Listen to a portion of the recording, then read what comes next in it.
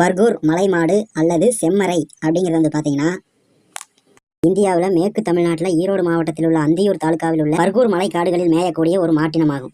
இந்த மாடு வந்து பழுப்பு நிறத்தில் வெள்ளை திட்டுகள் கொண்ட இருக்கும்.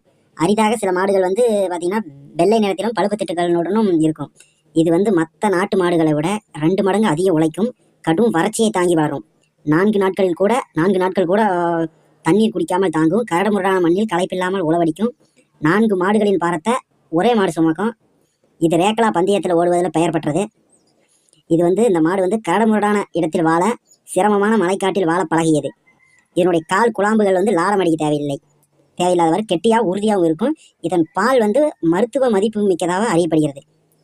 பர்கூர் இன மாடு பெரும்பாலும் வந்து விற்பனைக்காக அந்தியூர் மாட்டுச் சந்தைக்கு தான் கொண்டு வரப்படுகிறது. அது வந்து பர்கூர் நாட்டு மாடு ஆராய்ச்சி மையம். அதாவது என்னென்னா நம்ம ஊர் கவர்மெண்ட் ஹாஸ்பிட்டல் மாரி அது வந்து மாட்டுக்கு வைத்தியம் செய்யும்.